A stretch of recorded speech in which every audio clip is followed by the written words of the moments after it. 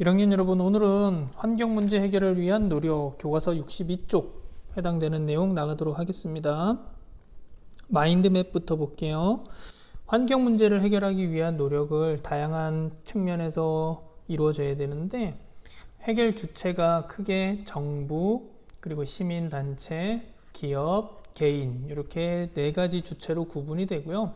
이 네 가지 주체가 어떤 노력을 기울여야 되는지 그 구체적인 내용에 대해서 살펴볼 거예요. 특히 마지막에 사실 정부, 시민단체, 기업의 역할도 중요하지만 절대 다수를 차지하고 있는 이 개인의 노력이 선생님이 볼 때는 환경 문제 해결의 가장 큰 포인트라고 볼 수가 있어요.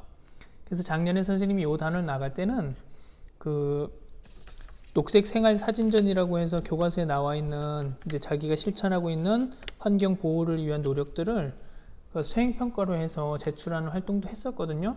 근데 우리는 아직까지도 온라인이라서 그거는 할 수가 없을 거고, 여러분들이 개인적 측면에서 실천하고 있는 환경을 보호하기 위한 노력 또는 미래에 이제 곧 할 계획인 이런 것들이 효과가 좋을 것 같다 라고 제안 또는 실천 의지가 있는, 계획이 있는 방안에 대해서 세 가지를 소개해 주는 게 하나의 과제가 되겠습니다. 이제 나가 볼게요. 정부에서는 먼저 법과 제도를 마련해야 되는데, 이 법과 제도가 두 가지로 나뉘어져요. 오염 발생을 규제하는 제도, 그리고 친환경 산업을 육성하는 제도, 이 두 가지로 나뉘어지게 됩니다. 그래서 오염 발생할 원인이 되는 사람들에게는 제재를 하는 활동을 하는 거고, 그리고 그 실제 기업들에 대해서는 보조금을 삭감한다던가 아니면 관련돼 있는 사람들을 감옥에 보낸다던가 해서 적극적으로 규제를 하는 거고요. 친환경 산업은 일반적인 산업보다 돈이 더 들어가는 거예요. 그래서 돈이 더 들어가게 되면 기업으로서는 이윤이 줄어드는 거니까, 그런 활동을 유도하기 위해서는 사람들이 정부에서 기업에다 보조금을 지급해 줘야 되는 겁니다. 또는 친환경 산업을 육성할 수 있는 법을 만들어서 지원의 근거를 마련해 둬야 되는 거겠죠. 이게 정부의 노력이라 볼 수가 있겠고, 다음에 친환경 제품에 대한 정보를 제공함으로써 소비자들이 친환경 제품을 구매할 수 있도록 알려줘야 돼요. 착한 기업, 윤리적 기업 이런 것들도 정부 이런 데서 알려줘야지 우리 개인이, 소비자가 쉽게 구매할 수 있는 거겠죠. 그런데 그런 것들을 잘 알려주지 않으면 소비자들은 잘 알기가 어려워서 그 정부 친환경 산업을 육성하는 정책에 도움을 주지 못할 수가 있는 거겠죠. 다음에 정부가 또 할 수 있는 건 개인이 할 수 없는 거, 지구적 차원의 지구온난화 같은 문제들, 그리고 중국에서 오는 황사 같은 문제들, 이런 것들은 한 국가의 노력으로 해결할 수 없는 것들은 정부가 여러 국가들과 함께 노력을 기울이는데 참여를 해야 된다는 거죠. 우리나라가 이번에 환경 문제는 아니지만 코로나 바이러스 같은 경우도 한 나라의 노력만으로는 이루어질 수 없는 건데 전 세계가 참여했고, 그 중에 우리나라가 선두적인 역할을 했죠. 그래서 지금 우리나라는 여러분이 곧 등교를 하게 되는 거죠. 다음에 시민단체에서는 크게 두 가지 역할을 합니다. 감시의 기능, 정부나 또는 기업에서 적극적으로 환경과 관련된 것들을 친환경적인 산업 또는 정책을 하는지 안 하는지 그런 걸 감시하는 기능, 특히 기업을 감시를 많이 하죠. 그리고 친환경적인 산업을 하는 기업은 홍보도 해주고 사람들이 인식하고 물건을 구매할 수 있도록 유도를 하게 되는 거죠. 이게 시민단체 역할이라고 볼 수가 있고, 그리고 기업에서는 스스로 물건을 생산하고 유통하고 폐기하는 과정에서 환경에 영향을 줄일 수 있는, 환경에 친화적인 방안을 마련해서 제품을 생산해야 되는 거고요. 개인의 노력은 아까 얘기를 했죠. 세 가지는 여러분들이 과제로 제출하셔야 됩니다. 이런 과제들, 그 개인들, 해결 주체들이 노력해서 환경 문제를 해결한 그 적극적인 사례가 있는데, 그게 생태도시고 자연과 인간이 조화를 이루고 함께 살아가는 도시들이에요. 환경오염이 적은 그 대표적인 도시가 브라질의 쿠리치바랑 스웨덴의 예테보리입니다. 우리나라에도 생태도시가 하나 있어요. 요거는 과제 안 내고 알려줄게요. 순천이에요. 순천. 전라남도에 있는 순천이 우리나라의 생태도시에 해당이 되고요. 요 내용들을 이제 교과서 보면서 추가적으로 설명을 하도록 하겠습니다. 다음 이제 교과서 내용을 나가도록 할게요. 교과서 62쪽 환경문제 해결을 위한 노력. 여기에서 생각열기 나와 있는 내용은 부모님께서 도시락을 싸주는데 플라스틱 통에 싸줄지 아니면 일회용 도시락에 싸줄지 묻는 건데, 엄마의 물음에 나는 어떤 선택을 할지 써보자 했는데 사실은 이것도 플라스틱 용기라서 그렇게 좋아 보이진 않죠. 근데 어차피 이 중에 선택하라 그러면 재활용할 수 있는 이 플라스틱을 선택해야 될 것 같고, 그 이유는 일회용은 한번, 특히 스티로폼은 분해돼서 없어지는 데까지 오랜 시간이 걸린다 그러죠. 근데 요거는 그래도 재활용해서 쓸 수 있지만 얘는 재활용이 안 되는 거니까. 환경 문제 해결을 위한 정부의 노력에서 아까 얘기했던 정부, 시민단체, 기업, 개인의 모두의 노력, 이 네 가지 단체의 측면에서 노력이 필요하고, 정부는 해야 될 일이 법과 제도를 마련하는 거라고 얘기를 했어요. 근데 이 법과 제도를 마련하는 게 두 가지로 구분이 되는데, 여기에서 오염물질 배출하는 사업자는 소비자를 처벌하거나 부담금을 부과하는 거, 이게 첫 번째, 이거는 환경오염물질 배출을 규제하는 정책인 거죠. 또 하나는 환경오염을 예방하는 측면에서 친환경 사업자에게 국가 보조금을 지급하는 거, 이거는 두 번째 측면이 되죠. 친환경 산업을 육성하는 게 되는 거죠. 그리고 여기서 정부가 하는 역할 중에 우리나라에 제일 중요한 게 요거예요. 여러분들 기억하고 있어야 돼요.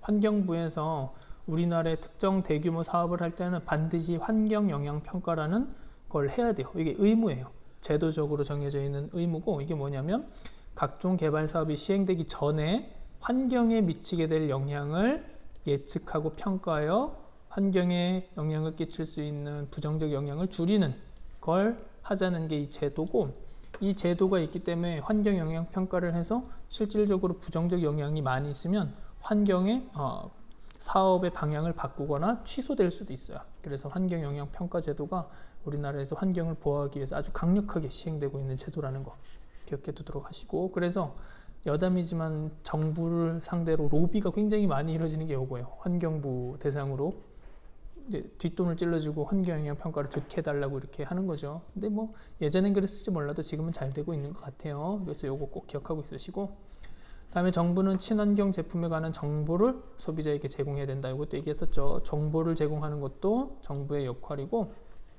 그리고 아까 얘기했던 청정과학기술과 에너지연구 및 개발을 장려하기도 해야 된다. 보조금을 지급하거나 제도적으로 지원 방안을 마련해야 되죠. 그리고 전 지구적 차원의 환경 문제에 공동으로 대응하려는 노력에 동참해야 된다. 알고 계시면 되겠습니다. 다음에 이건 환경영향평가 제도라는 게 뭔지 보여주는 그림이라고 생각하시면 돼요. 환경영향평가 없을 때는 그냥 개발했다가 피해가 발생한 걸 보여주고 있는 그림이고, 환경영향평가는 개발하기 전에 환경영향평가를 받고 미리 어떤 영향이 있을지 조사를 해서 피해가 클 것 같으면 사업의 방향을 조정하거나 변경하거나 폐지까지도 할 수 있는 거라고 얘기를 했어요. 다음에 요거 거북이, 선생님 거북이 개인적으로 굉장히 좋아하는데, 거북이가 비닐을 해파리로 착각해서 먹고 많이 죽는다고 하죠. 전 세계적으로 비닐봉투 사용을 억제하자고 얘기를 하는데, 우리나라가 지금은 이게 좀 제도적으로 자리를 잡은 것 같아요. 비닐봉투 사용을 억제를 하고, 그리고 지금도 편의점에서 물건 살 때 돈을 내야 되죠, 따로. 그러면서 비닐봉투 사용이 많이 줄어들었다고 얘기를 해요. 알고만 있으면 될 것 같아요. 다음에 환경 문제 해결을 위한 시민단체. 시민단체는 이 두 가지 기능이 있어요. 감시의 기능, 그리고 지원의 기능, 이렇게 두 가지가 있다는 거. 정부와 기업이 환경오염을 유발하는 행위를 하지 않도록 견제, 감시는 정부랑 기업을 감시하는 거고, 지원의 기능은 정부와 기업, 개인이 이 셋 모두에게 친환경적인 행위를 하도록 유도하는 거예요. 예를 들어 환경에 피해를 많이 주는 기업 같은 경우에는 강제로 이 정부나 또는 다른 기업들이 계약을 맺지 못하도록 하거나, 시민 입장에서는 불매운동을 벌이기도 하는 거죠. 다음에 그래서 요거와 관련된 사례가 바로 요거예요. 그린피스. 전 세계적으로 가장 유명한 환경보호 시민단체죠. 이 그린피스가 세계 어린이들과 함께 L사의 압박을 넣어 북극에 석유를 시추할 예정인 S사와의 협력관계를 해지하겠다는 약속을 받아냈다. 이 그린피스가 압력을 넣은 거예요. 이 L은 레고사예요. 레고. 여기 레고 모양 있죠. 레고사한테 압박을 넣어서 당신들이 환경을 파괴하는 S사와의 계약을 체결하게 되면 우리들은 레고 제품에 대해서 불매운동을 벌이겠다. 이렇게 얘기를 한 거예요. 그럼으로써 좋은 기업과 계약을 맺을 수 있도록 유도한 거라 볼 수 있죠. 그게 시민단체의 기능이라고 보시면 되겠고, 그다음에 기업의 노력은 기업은 이윤뿐만 아니라 환경에 끼치는 영향을 고려해야 되고 특히 생산 과정, 유통 과정, 폐기 과정에서 다 친환경적인 행위를 권장한다는 거예요. 이런 게 해야지 환경이 깨끗해질 수 있는 거죠. 돈만 번다고 환경이 깨끗해지는 게 아니죠. 그래서 그 돈을 다시 투자를 해서 생산시설을 친환경 시설로 만들거나 친환경 기술을 개발하거나 이런 행위가 이루어져야 되고, 유통 과정에서도 과대포장 이런 거 굉장히 많았죠. 우리나라 예전에 서울에서 그 퍼포먼스가 있었어요. 우리나라 과자들이 워낙 질소가 많이 들어가 있으니까 그 과자로 뗏목을 만들어 가지고 한강을 건너는 퍼포먼스도 있었는데 그게 우리나라 과대포장의 대표적인 사례였어요. 그런 것들도 줄여야 되겠죠. 그런 거 포장을 줄여야지 폐기물도 줄어들게 될 테니까.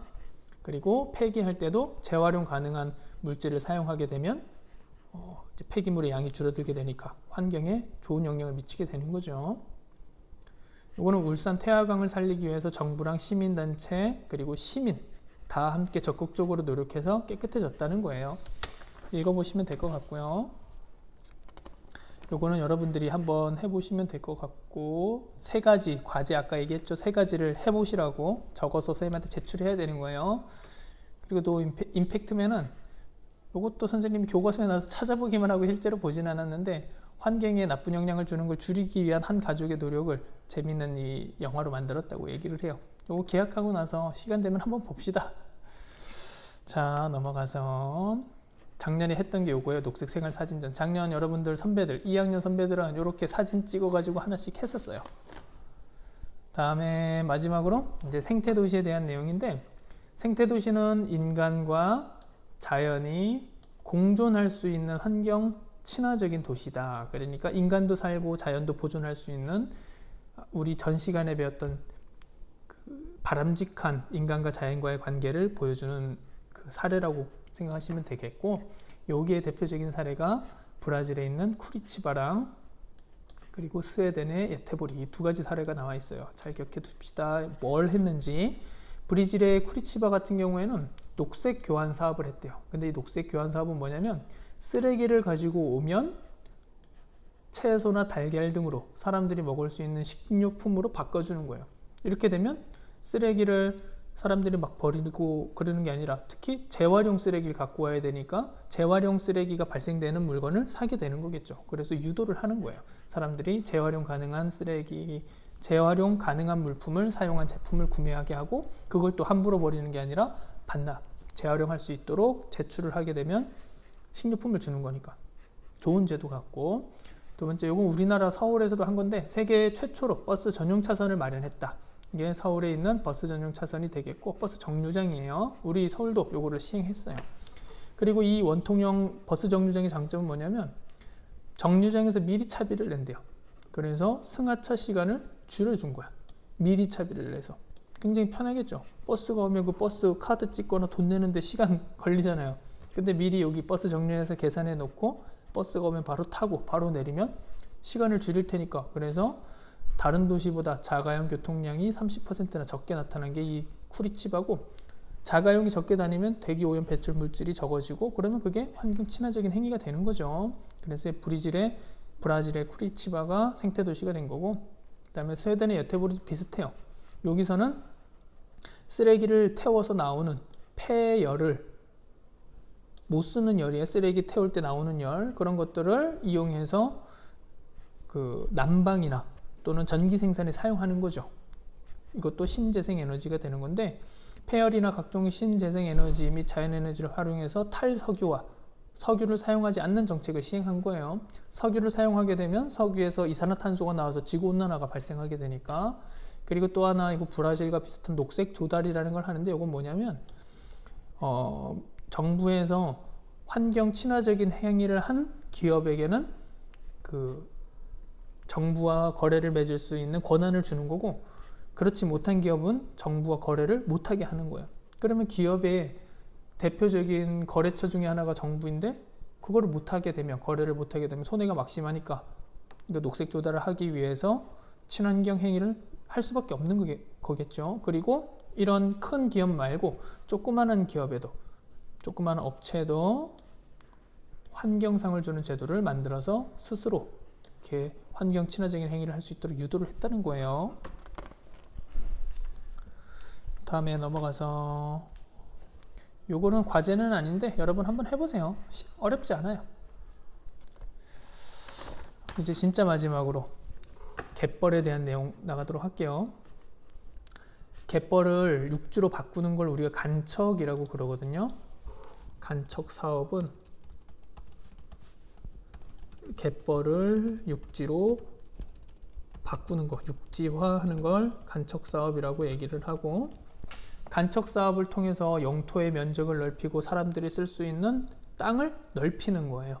그런데 최근에는 사업을 통해 육지로 만든 땅을 오히려 다시 역간척 사업을 하게 된대. 역간척 사업은 반대겠죠. 육지로 바뀌었던 갯벌을 다시 갯벌로 되돌리는 거예요. 그거에 대한 내용. 그렇게 한 이유가, 충청남도가 역간척 사업을 시행하는 이유는 수천억 원을 들여 갯벌을 없애 간척지를 조성했지만 환경오염이 심각해졌고 갯벌의 경제적 가치가 훨씬 더 큰데 육지로 바꾸니까 이 갯벌의 가치가 없어졌다고 생각했기 때문이죠. 갯벌이 가지고 있는 가치를 여러분들이 그래서 알고 있어야 되는데, 여기 잘 보일지 모르겠네요.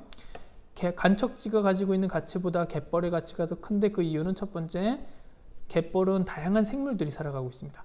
그 생명체들을 보호할 수 있고, 그리고 갯벌은 해양 오염을 정화하는 기능이 있어요. 조금 크기를 확대해 줄까?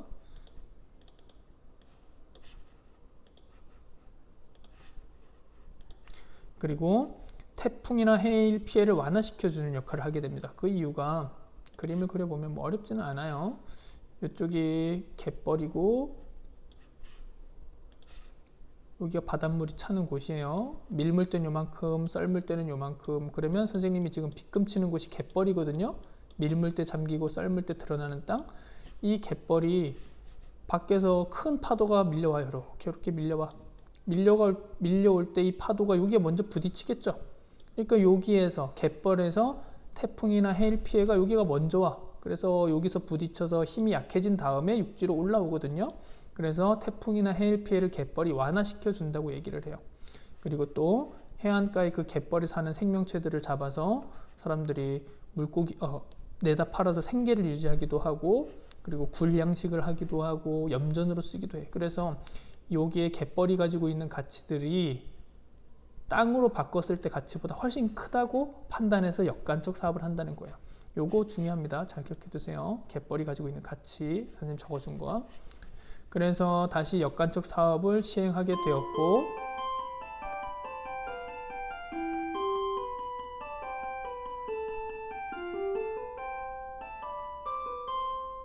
우리 학교 종소리예요. 잘 들으셨죠? 유럽 최대의 갯벌, 우리가 세계 5대 갯벌 할 때 북해가 들어갔어요. 그 북해가 유럽에 있는 바다인데, 그 북해 중에서도 바덴해가 갯벌로 유명한 곳이에요. 그 바덴해의 갯벌을 보호하기 위해서 갯벌 복원 사업을 추진하고 있다는 거예요. 바덴해의 갯벌을 보호하기 위해서 간척 사업을 서로 이제 함께 하기로 했던 것들 사업을 중단하기로 했고, 일본 같은 경우는 이미 만들어 놓은 갯벌들을 다시 복원한 우리나라와 같은 역간척 사업을 진행하고 있다는 얘기가 되겠습니다. 오늘 수업은 여기까지입니다. 고생했습니다, 여러분.